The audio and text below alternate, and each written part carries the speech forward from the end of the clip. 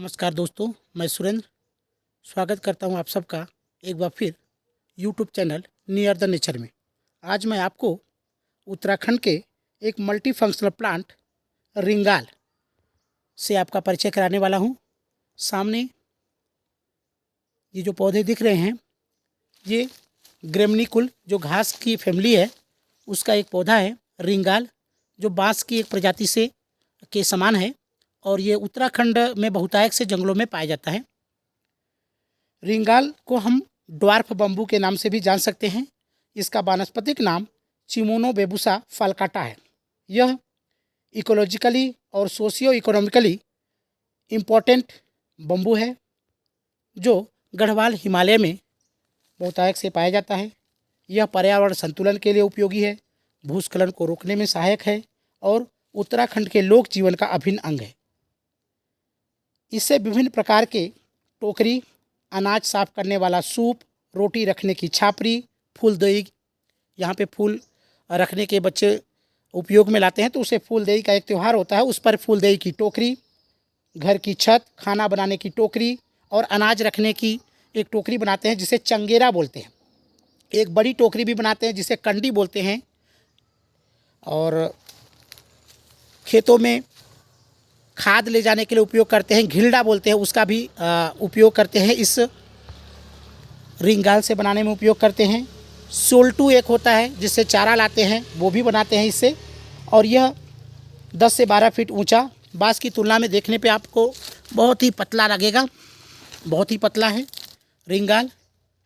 और आधुनिक समय में इसका उपयोग लैंप शेड, गुलदस्ते, हैंगर, पेन स्टैंड, डस्टबिन, स्ट्रे, टेबल लैंप, टूथपेस्ट स्टैंड बनाने में किया जा रहा है और उत्तराखंड के लोगों को इसके द्वारा स्वरोजगार के अवसर उपलब्ध कराए जा रहे हैं।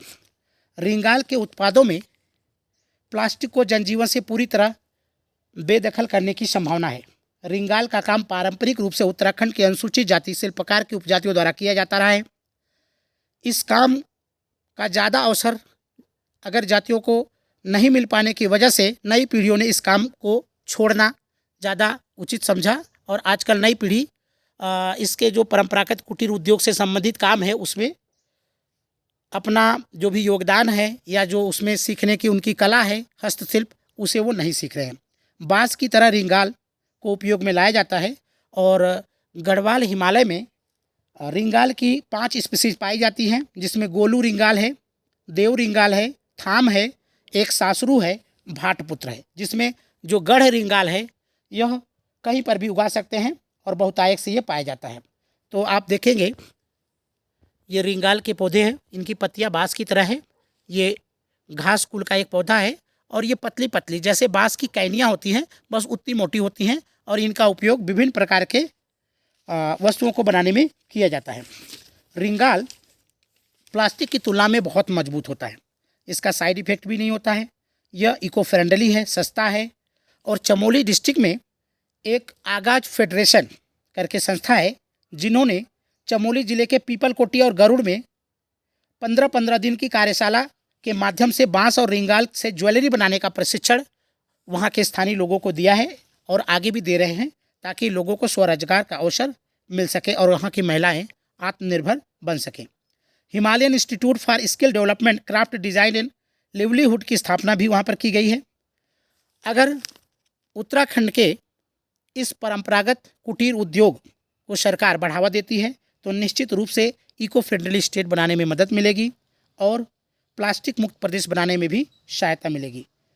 तो दोस्तों, आज मैंने आपको इस रिंगाल से परिचित कराया जिसका यहाँ के दैनिक जीवन में बहुत ही अधिक उपयोग है और विभिन्न प्रकार की इसकी वस्तुओं का उपयोग यहाँ के मानव करते हैं और यहाँ से देहरादून और दिल्ली के बाज़ारों में भी इसके उत्पादों को विभिन्न क्राफ्ट के जो मेले लगते हैं उनके माध्यम से बेचा जाता है। तो आप देखेंगे ये रिंगाल की टहनियाँ जो हैं, ये नीचे बांस कुल का पौधा छोटा सा बांस से संबंधित है पर बहुत ही पतला है, बांस की तुलना में, बम्बू की तुलना में बहुत पतला होता है, इससे अधिक मोटाई इसकी नहीं होती है। जब ये मैच्योर हो जाते हैं तो इनको हटा लिया जाता है और फिर इनसे विभिन्न उत्पाद बनाए जाते हैं। तो दोस्तों, मैंने आज आपको इस बहुउपयोगी पौधे रिंगाल से परिचित कराया।